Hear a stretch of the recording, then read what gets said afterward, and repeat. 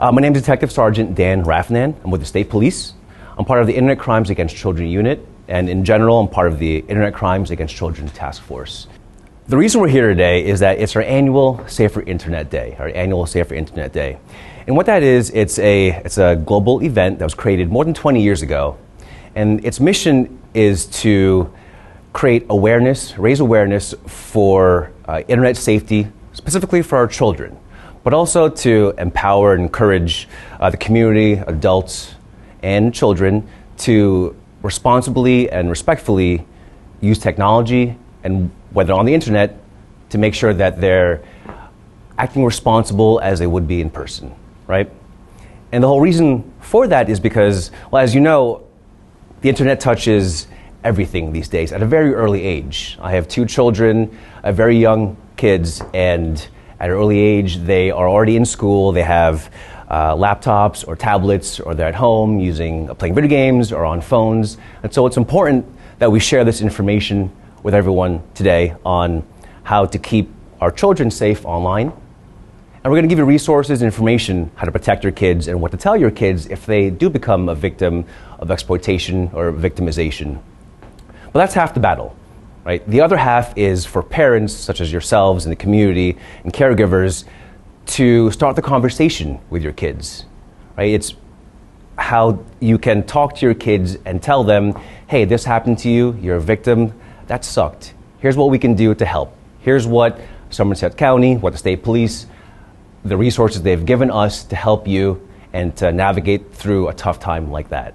Because in general, our victims with children are as young as 5-year-old up to 17-year-old, right? We see a huge rise in exploitation crimes involving children all throughout the US and globally too.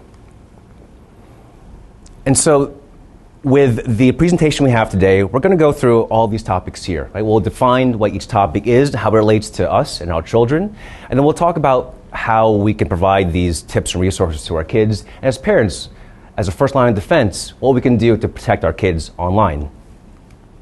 Now, by way of background, the ICAC Task Force, Internet Crimes Against Children Task Force, it was created in about 2008, and the reason was, in the early 2000s, that's when everyone started to go on the internet, right? The internet was kind of booming then. I know it's not a new thing, but around 2000, that's when everyone started to go on AOL and chat rooms and speak to each other and play video games and such. With the rise of people in general going online, we also found children at an early age going on the internet, right, exploring and learning. And unfortunately, it gave these bad actors, these adults, these child predators, another avenue, another way to talk to children, to reach children, another avenue of access to them. And so there was a need for the Department of Justice to combat those child exploitation crimes online because it exploded around 2008. And so they created this nationwide task force, and there's approximately 61 task forces throughout the US. Each state has their own task force. And the Department of Justice, they had given us the equipment, technology, and training to investigate and to prevent those crimes happening. We also work with a lot of federal agencies, counties, of course, local, but also globally too.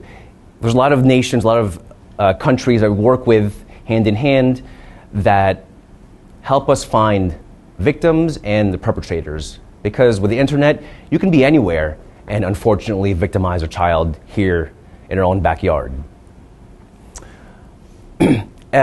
Another way of background, the State Police, New Jersey, we're the head of a task force. And what that means is that we work with our local and county detectives and law enforcement, and we give them also the tools and training, and we assist them with their investigations. But aside from the investigations that we have, we also give these internet safety presentations to children and to their parents, something similar to what we're going to give today, in hopes that we could be proactive about teaching our kids how to keep themselves safe online, protecting them. So one of the first topics we'll talk about is inappropriate content. Now, in the eyes of a child, we tell children at a presentation at their schools, what is inappropriate content? Meaning, when you see something inappropriate online, can you identify it? Do you know what that is? And these are good general examples of what inappropriate content is. And as adults, we know all of that. We know we shouldn't be posting anything related to hate speech, offensive language, pornography, threats. Again, as adults, we know that, but children, sometimes they're not aware of what is appropriate and what's inappropriate. There's a fine line between appropriate and inappropriate. And a good example is Grumpy Cat here on the top, right? If you don't know who Grumpy Cat is, it's this older internet sensation of this cat that looks very grumpy, right? But people turn that into a meme, and they put these messages on it, these phrases on it that are comedic or humorous. Like if I send this to a friend, this Grumpy Cat meme right here, I'm going to kill you, I'm not actually going to kill them. It's meant for humor. I'm going to kill you, right? But we tell kids, take away that picture of Grumpy Cat and you send that phrase to someone else. What does that look like? Even if you post it on someone's social media account, what do the viewers believe that could be? It looks like a threat, right? Again, there's a fine line between appropriate and inappropriate. And we have to teach our kids how that can affect them now, how they can get in trouble with the school, with their parents, with law enforcement, right? And then we tell them, how can this impact you in the future? Because although we normally speak to children in middle schools and sometimes high schools, soon enough they'll be applying for colleges, maybe military, summertime jobs, right? Full-time jobs. And they may not be aware that part of when you apply for a job, you submit your resume, you go through an interview, you have a background check, but another portion that is familiar, that is very common these days, is called cyber vetting, a social media background check, where essentially an applicant to a school, institution, or a job, I put their name into a search engine, to Google, I see what pops up. I want to see what's on their social media accounts. Right? Because our resume, it has all the perfect things. If I'm applying for a job as a trooper, for example, I'll write that I was a straight A student, I had all these previous jobs beforehand, great performance there, I have all these recommendations. But in reality, if someone were to put my name on a search engine like Google, if I had these inappropriate accounts on Instagram or Facebook promoting something at that time was illegal or posting things that are inappropriate, how does that look like in the eyes of my future employer? Right? Again, we understand that, but as children, they might not be aware of what they're posting online now, how that could affect them in the future.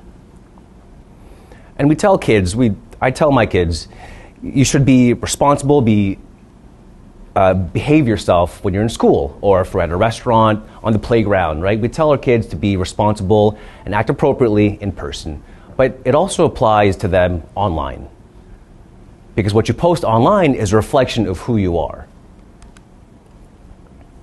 And we remind them that although there are programs or social media accounts like Snapchat where the feature there is you send something to someone and it gets deleted after 30 seconds to a minute or so, in reality, what you post online in most places is there forever, right? You may need to do some digging, but you could probably find a lot of old posts of yourselves or whatever your kid is posting.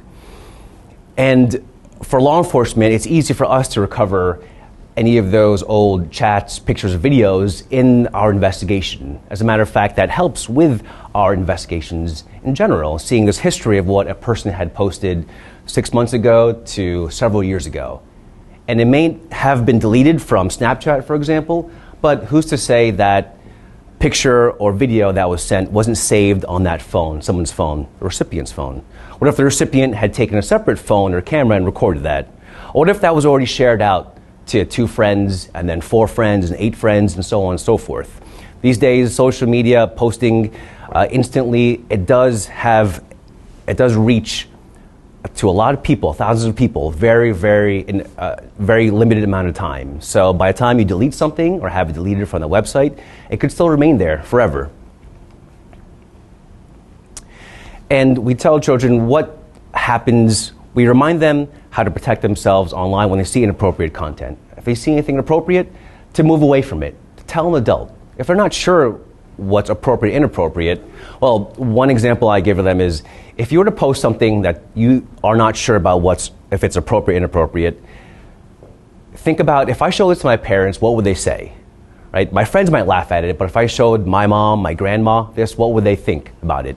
It's probably not going to be good. It's probably inappropriate. And think about how it could affect you and how it could affect your kids in the future, right? Posting this now, if I applied for college in 10 years, your background, that social background check, that cyber vetting, it might find those posts from 10, 12, 13 years ago or so. And a good example I give to kids, I don't have this in a slide here, but a good example that's relevant to them is Taylor Swift and Travis Kelce, right? 2 years ago, they were a big ticket. They were very popular. They still are popular in social media and in general in the media and sports. When they first started dating, the Swifties, the Taylor Swift's fans, they weren't sure who Travis Kelce was. They knew he was a football player, he was a superstar with the Chiefs, but who was he as a person? So they went on his social media, on his Twitter, went as far back as 2013 to find out what he had posted, because they wanted to see if he was a good guy then, because he seems like a good guy now. And luckily for him, they only found very, very silly posts talking about just very, very silly things, very innocent, silly things. So it worked out for him, for now. But there are a lot of real-life examples of that happen here in Jersey of high school students that are applying for colleges, that are getting scholarships to schools to play sports, that have gotten their scholarships taken away from them because of something inappropriate they had posted online years ago. And we tell kids, if you're not sure what you're posting is appropriate or inappropriate, take 30 seconds before you post it. Take 30 seconds, think, ask a friend, ask your parents, is this the right decision? And as parents, all great tips here. I think the most important thing, the underlying message throughout this whole presentation and conversation we're having is talk to your kids, start the conversation. Again, there are uncomfortable topics we'll be talking about in a little bit, but it's important to bring this up to your kids because it might happen to them, right? And they're not sure or comfortable to bring it up to you as a parent or a caregiver or grandparent or whoever it may be. But we should be able to approach them and tell them, here's what we can do. You need help, I want to help you. I'm your parent, I love you, let me help you. The one thing I enjoy about these tips here are if your child plays any games online, join them. See what they're playing and see who they're talking to. More importantly, see who's talking to them. Tell them you're joining them or not, but see who approaches you when you're playing Roblox or Madden, whatever it may be, wherever there's an in-game chatting feature. You might be surprised what you find, but ask them, hey, who are you talking to? Who's approaching you online? Another important thing here is if your child has any social media accounts, review it, but also review what their friends are posting. Because my kids' friends might be very responsible and behave in front of me, but who knows what they're posting or saying on the internet. I'm Detective Sarah Dugan again from the Somerset County Prosecutor's Office. Thank you all for coming. So for personal information, this goes again for everybody in the room. We don't want to be sharing information about ourselves that will reveal too much about us. So I like to give the analogy of leaving our trash cans out at our house for too long. What does that let people know? Yeah, you might not be home. And it's a sign that, hey, we're on vacation, or maybe it's a little too cold out and we didn't want to go to our driveway to bring the trash cans in. But again, we don't want to give too much information about ourselves to show where we're located.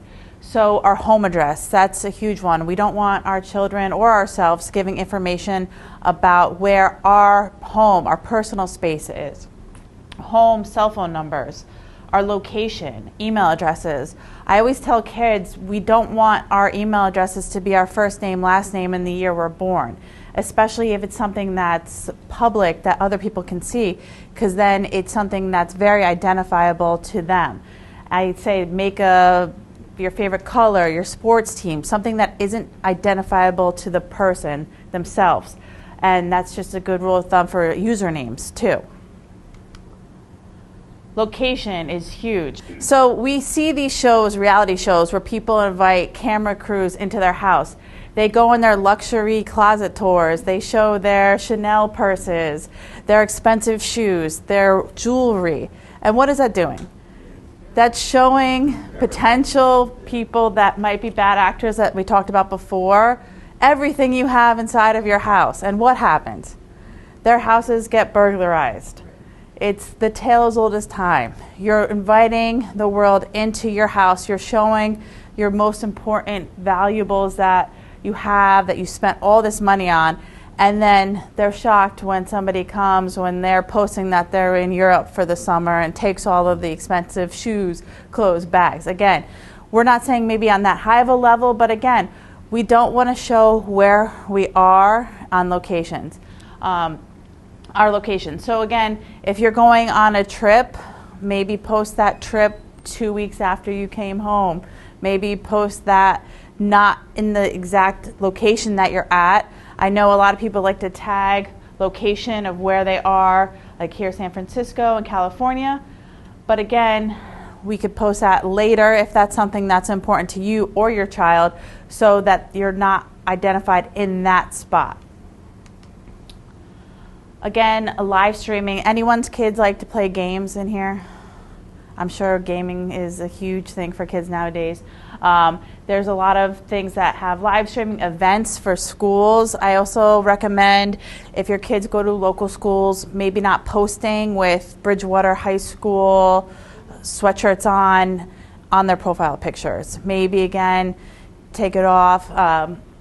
My husband doesn't even like having his name on the back of a sweatshirt, and when even like personally ourselves walking around with that. So again, it's just we're trying to make ourselves a little bit more hidden opposed to all of our public profile that we put out there. So again, these are just some tips and tools that you could take today. And like the sergeant said, the biggest thing we want to hit home today is just to be a trusted adult. And that starts with a conversation. And then we might be talking about things in a little bit that are a little uncomfortable, harder to talk about. But again, wouldn't you rather have a plan for something in place before something happens, opposed to something happening and then you have to go back and try to pick the pieces up? So again, we never try to scare our parents, our grandparents here when we have these conversations, but it's better to have the knowledge before something happens and to take a few things from this and then have a plan for your family, your grandkids, your friends going forward. You'll see this a lot on social media. I know a lot of police departments do a really good job advertising on the first day of school pictures. So again, we don't want to be putting our kids' first names, the schools they go to, on their first day of school pictures. Again, and if that's important to you, that you want to take a picture of it, please do. But then you can always put maybe some emojis or maybe a little paint on the thing just to kind of etch it out so you don't see that identifying information. You could keep it for yourselves, print it, put it in a picture frame. I don't know if people do that anymore, but I try to, and then I always forget, and all the pictures are on the phone. But again, just be smart with the choices that you're making online. I always like to say, too, this is going to be, at the end of the day, what you're comfortable with. It's a spectrum. Everyone's going to have something that they feel a little bit more important about where somebody might not, and that's something to talk about before you come across these situations. And everything is connected. We know this. So Google, Facebook, Snapchat, our phones, everyone has the cameras in their house. We're in a new world. When I was growing up, the internet was the wild, wild west. Nobody was doing these presentations at my school. I was on the AOL chat rooms doing the ASL, talking to who knows what. And I'm thankful that I can be here today to talk to kids about this so that they don't have to have the situations that we had when we were growing up. Cell phones weren't as big of a thing growing up. Now kids are getting cell phones earlier and earlier and earlier, and I'm sure that's a contentious part of trying to keep your kid protected. I personally know I'm going to give my sons flip phones. And I'm saying that now because they're tiny, so it's easy for me to say that right now.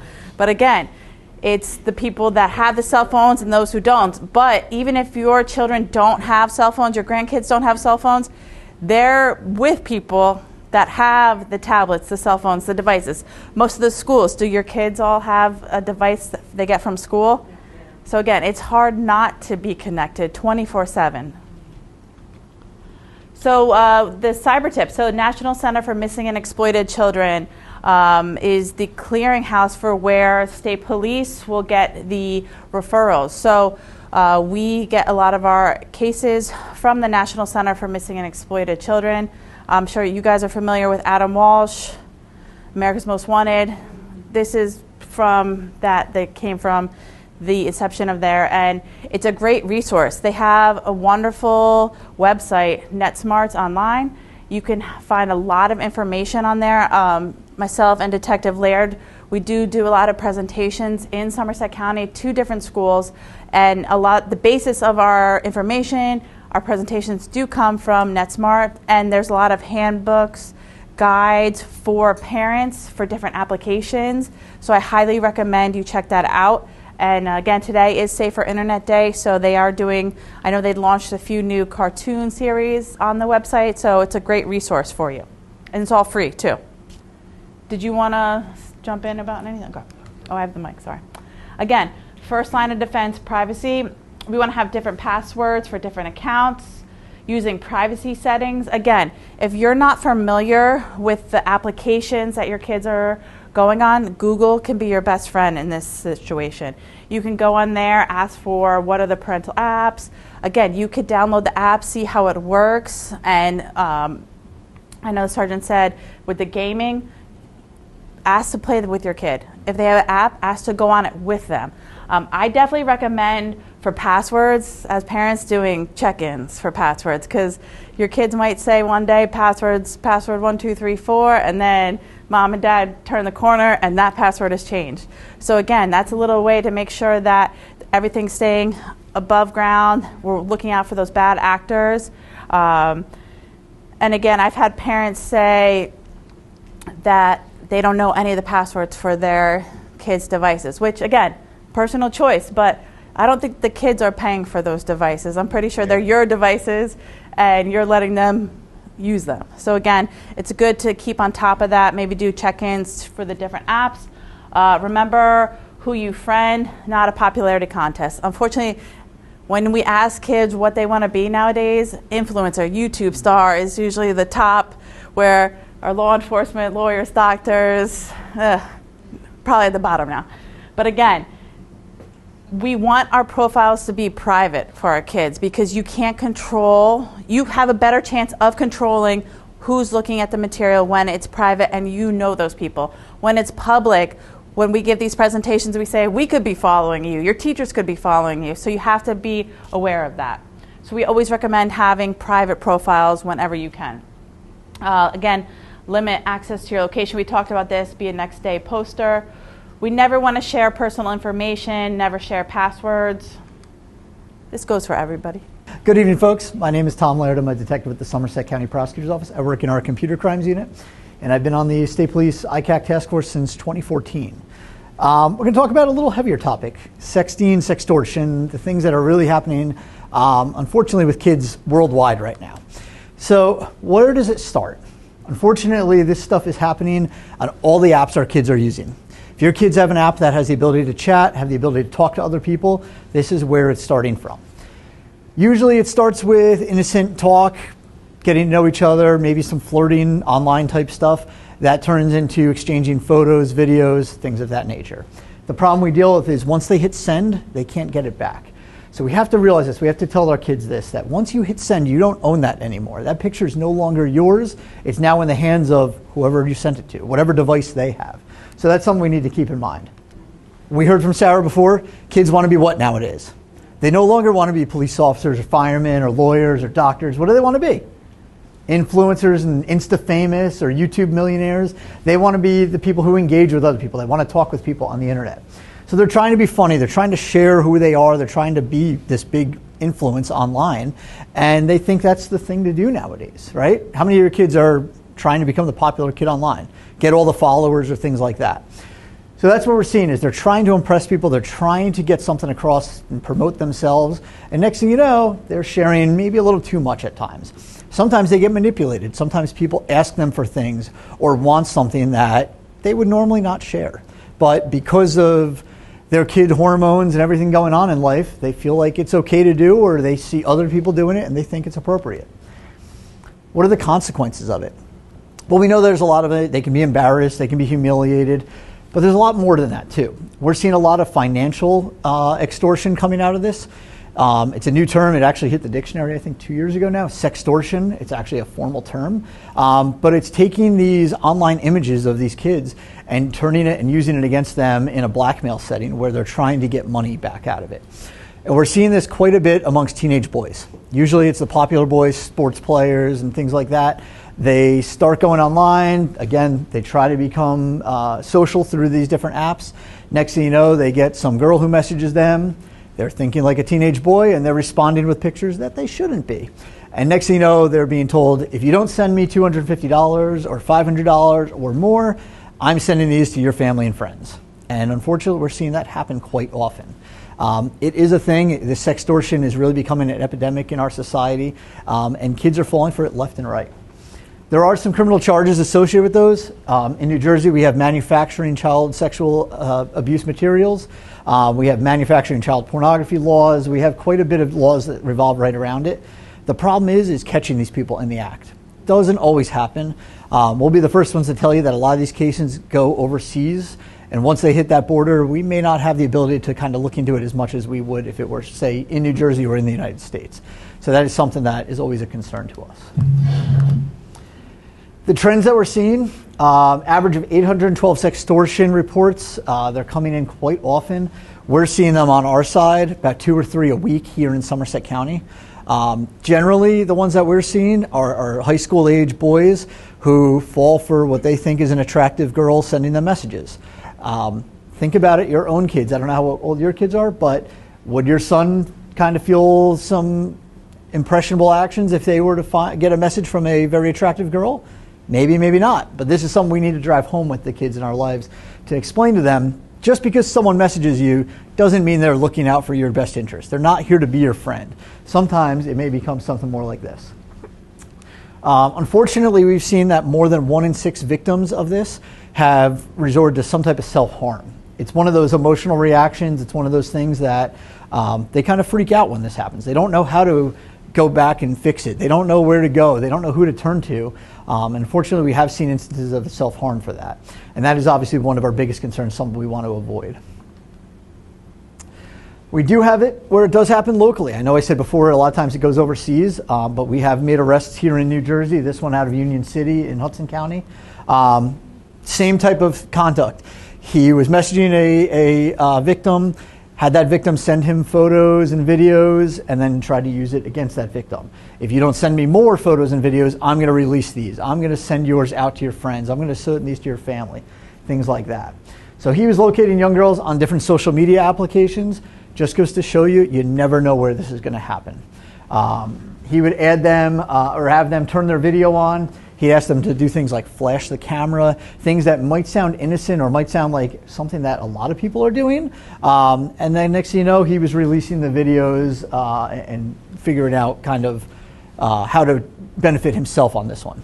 Didn't work out for him because he was obviously arrested. So what happens? How do we stop this stuff? What can we do? Well, the number one thing is don't respond. We don't want to engage with these people. We don't want to fall into that trap. Once we start talking to them, you don't know where it's going to go. So the first thing to tell our kids is, I can't shake your hand in real life. I don't want to be talking to you on the internet. Easier said than done, especially when it comes to games and things of that nature. But this is something we can drive home to our kids, because if I don't know you, I don't know what your intentions are. I don't know who you really are. We definitely don't want to send any pictures. And if we do send pictures, don't fall into the trap of, okay, if I don't send more, they're going to release them. Because you're only giving them more fodder for that. Something we don't want to do. Definitely don't send any money. This is what we're trying to avoid, because sending them money is just keeping them going. That's their drive. They're not looking for anything more than to make this a financial thing for them. Do save the evidence. Take screenshots. Keep that phone as it is. Please don't delete anything off of it or turn it off or anything like that. We have a unit in our office that we can examine the phones as it is. That'd be what we're looking to do. Tell an adult and report it. I always tell kids when we do the talks at the schools, the kids have a lot of great resources in their lives. They have their parents, they have their teachers, they have guidance counselors at the schools, they have school resource officers. We pay a lot in tax money, right, in New Jersey. use those public employees, use detectives like us, use those school resource officers and the school employees to benefit yourself, to help it, to put this report forward. And you do have that cyber tip line we talked about earlier. You can just Google cyber tip, lead you right to that website, and you can make a tip about this type of conduct. Don't take inappropriate images of yourself. That's the number one thing. We tell this to our kids all the time, but do our kids still do it? Yeah, unfortunately, they kind of feel like it may be their thing to do at a moment, or maybe they're in an online relationship with something. But the number one thing to drive home is don't do it. I always say, I know Sarah said she's going to give her kids flip phones. When my kids get to the point where they're going to have phones, it's going to be a phone with no camera in it. I'll drill the camera right out of the back of it. I don't know, but we're going to find something to fix it when that time comes. Don't forward any images. We see it often enough where an image gets sent around to in the school, goes from one person to two, and next thing you know, it's going viral, and the entire school sees it before the end of the day.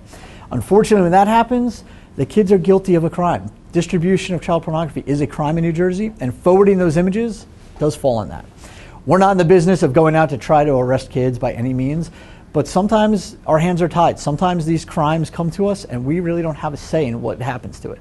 So we do have to keep that in mind, and we do want to make sure our kids are not forwarding these images, and rather they should be reporting them, whether it be that cyber tip line or whether it be reporting to an adult, something like that. Definitely don't respond or send money.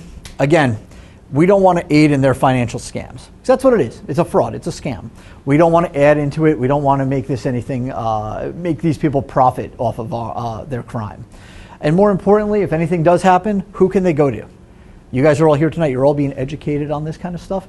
Don't be afraid to have that conversation with your kids and say, hey, it's okay to come to me if something happens like this. Again, we talk about reporting it. Please make sure that we report it, either that cyber tip line that we spoke about earlier, having your kids report it to an adult in their life, or reporting it right to the police. Call the police department in your town. Again, you guys pay a lot in tax money. Don't hesitate to call them. Don't think it's an inconvenience. Don't think it's something that, oh, they can't be bothered with it. This is what we do. We actually have a full-time unit to deal with this kind of stuff.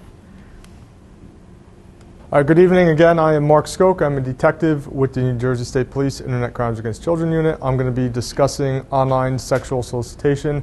It's kind of a culmination of everything we've touched on thus far. So, who are online predators? Who solicits children online? It could be anybody, all right? It could be somebody in this room. It could be your neighbor right next door to you. It could be somebody in California, or as we said earlier, somebody in another country.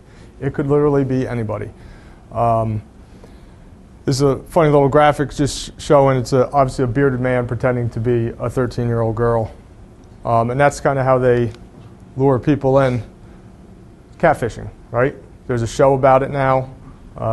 We've heard many stories. Manti Te'o was a famous example. Football player, he thought he was dating a girl online from another state, and it turned out to be somebody that was catfishing him. Where are they doing this? Any app, any game, any place where you can talk to somebody online, they're doing this. TikTok is huge now. Obviously, this is a little outdated, some of these app pictures here, but really anywhere, Snapchat, Instagram, Facebook's dated, anywhere you can talk. A lot of it's happening on games now because kids are all playing these games online, chatting. They got their little headsets on. You got to find out who they're talking to. People have mentioned it before. Play the game with your kid. Talk to them about who they're talking to, what they're doing online. Grooming. So this leads into grooming, and we're going to talk about what grooming is. Basically, people who are online predators, they are very patient. They will take their time, and they're actually, I hate to give them credit, but they're very smart and good at what they do. They will take as long as it takes to befriend somebody, to get their trust, build their trust, talk to them about anything they want to talk about. They target kids who are maybe lonely or come from a bad household. It can be other kids, but those are typically the more vulnerable kids. So they target them. They know how to find them. They'll play these games, talk to people online. They will take months or years, if they have to talk to people and find their perfect victim. They will find that weakness in that child and exploit that. If they have a bad family life, they'll say, you can trust me, you can talk to me about anything, I'm here for you. They'll do whatever they can to gain the trust of that child. And then once they do that, they'll start opening up their conversations, talking about things that maybe are inappropriate for children, sexual conversations. They'll ask things if they have a boyfriend or girlfriend, have they ever done any kind of sexual acts before? They'll start sending pictures, pornographic pictures to the kids, which is also a criminal charge if we can get them doing that. But these are some of the signs. This is why it's very, very important to talk to your kids. Be aware of what they're doing and who they're talking to. You can notice, you know your kids. You'll notice if there's a shift or if something changes with them where something's going on, and that's your clue to figure it out and get to the bottom of it. But you want to try and get to it before it becomes a problem, like with the sextortion and things like that. We want to get to it before it's too late, and that's the whole point of these presentations. These are some of the things that you might notice, which is why it's important. I know a lot of parents don't want to monitor their kids' phones or their devices, but sometimes you need to. If you see they're withdrawn or they're hiding things or you suspect they're hiding things, take a look. See if there's phone numbers from people you don't know, or from, you know, area codes in New Jersey. If it's a out-of-state area code, maybe that's a clue. If they hide things real quick when you walk into the room, or even, you know, they're, back when we were growing up before the internet, you change the channel real quick when you're watching something on TV that your parents don't want you watching. Same thing, if they're on their computer and they change the browser or shut the computer off real quick, that's a sign. Getting upset, getting moody, trying to hide things from you like that. Or all of a sudden you see they start getting gifts. We've had cases where children are getting brand new phones and jewelry and AirPods and things like that, and the parents, that was a clue to them. They're like, where are you getting all these devices and gifts? It's somebody who is grooming them. These are some real life examples here in New Jersey of child predators. We unfortunately have many, many more examples of this.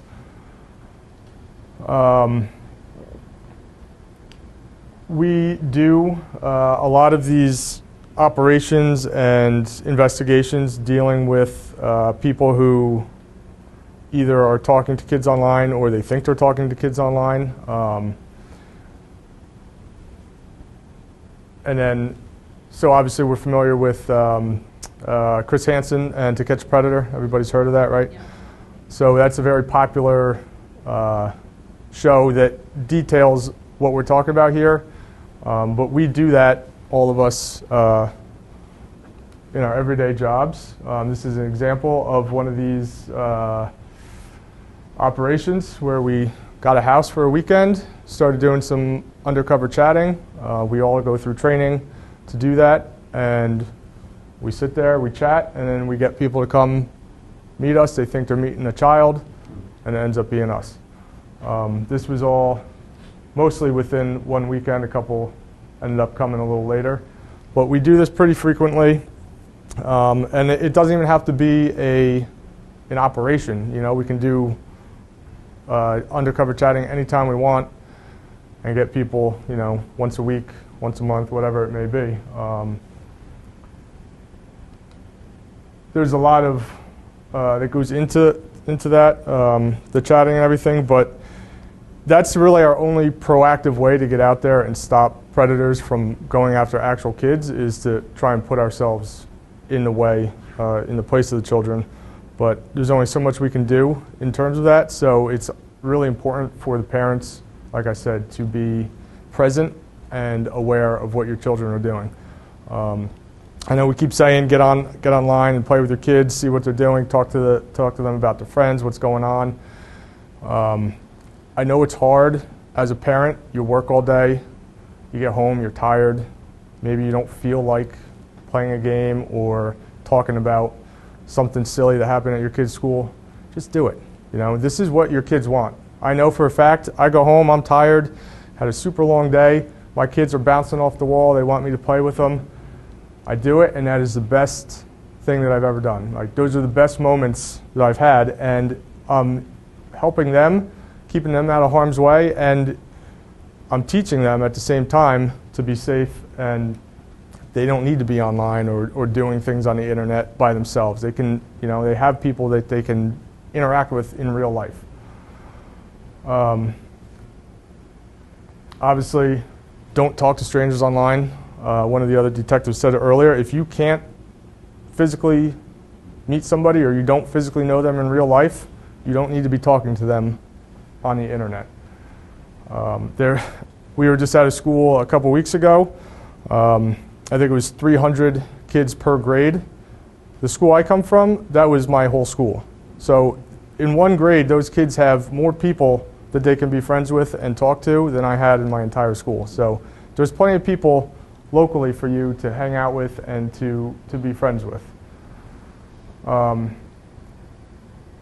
Report. We talked about this a lot. We talked about the cyber tips, National Center for Missing and Exploited Children.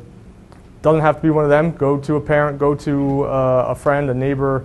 If you're in sports, go to your coach, go to local police, whoever you can. Just tell your kids they have to tell somebody. If they're not comfortable talking to you, maybe talk to an older sibling. Just tell them that they have an outlet somewhere.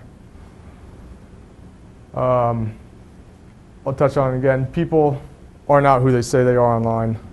That's obviously a given. There's 1,000 examples of that. So again, look for the red flags. People are going to be trying to manipulate kids and even adults. It happens to adults too.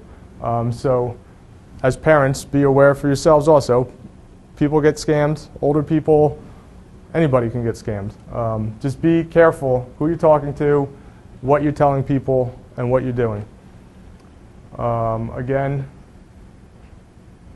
don't have them accept friend requests from strangers. Don't talk to strangers. This is my guy back there. He likes to use this example. Your kid's out playing on the playground. I walk up to him and say, hey, what's your address? What's your name? They're not going to tell me. That's weird, right? Why would they do that on the internet? Somebody is trying to gather information from them, so they need to, again, going back to what Sergeant said earlier, I just lost my train of thought, I'm sorry. Anyway, these are some additional resources. Like I said, Cyber Tip Line is part of National Center for Missing and Exploited Children. There's different websites there. And then all your local PDs, county PDs, everybody has some kind of resource that you can reach out to.